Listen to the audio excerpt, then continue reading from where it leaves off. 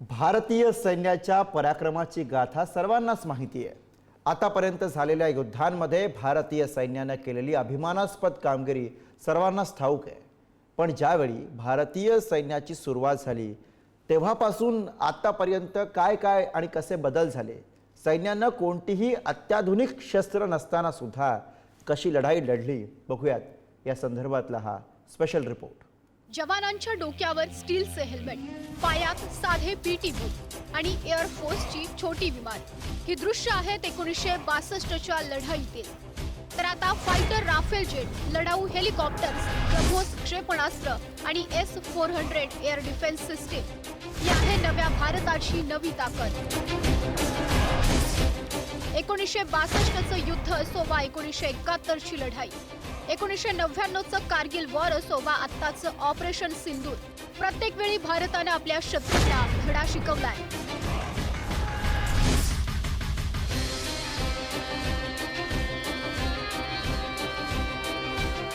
1962 नंतर भारतीय लष्कर सुसज्ज होण्यास सुरुवात झाली।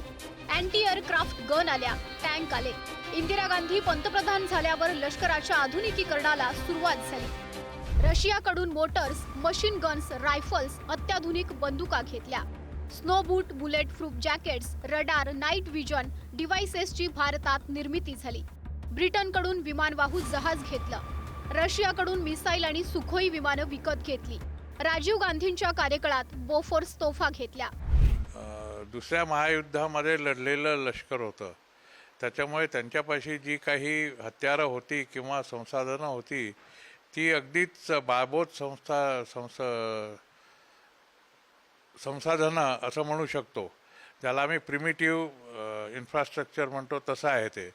त्याच्यामध्ये 303 रायफली होत्या, छोटे मॉर्टर्स होते, 2 इंच मॉर्टर्स, थोड्या मशीन गन्स होत्या, वर घालायला फक्त हेल्मेट होते स्टीलचे।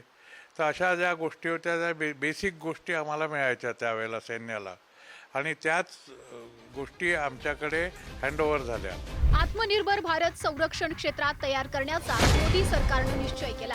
त्यानंतर मागच्या काही वर्षात संरक्षण क्षेत्रात स्वदेशी टेक्नॉलॉजीच्या विकासात अभूतपूर्व प्रगती केली आहे।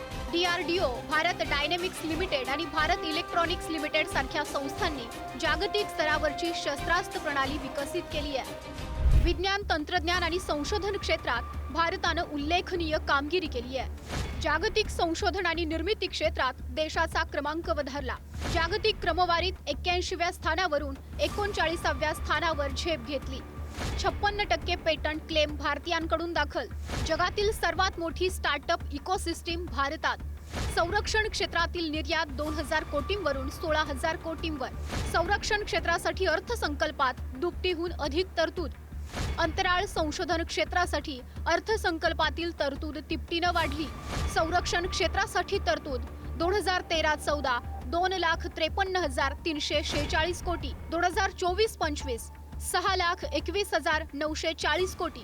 कारगिलमध्ये जेव्हा आपल्याला डायरेक्ट फायरिंग करता बोफोर तोफा वापराव्या लागल्या, त्यावेळेला आपल्याला त्याचे जे शेल्स होते किंवा गोळे होते ते आपल्याला ओपन मार्केटमध्ये विकत घ्यावे लागले, आणि ज्याची किंमत साधारण 30,000 ते 40,000 रुपये प्रति गोळा होती, ती आपल्याला लाख, सव्वा लाख रुपयाला घ्यावी लागली, आणि असे 2.5 लाख गोळे आपल्याला विकत घ्यावे लागले।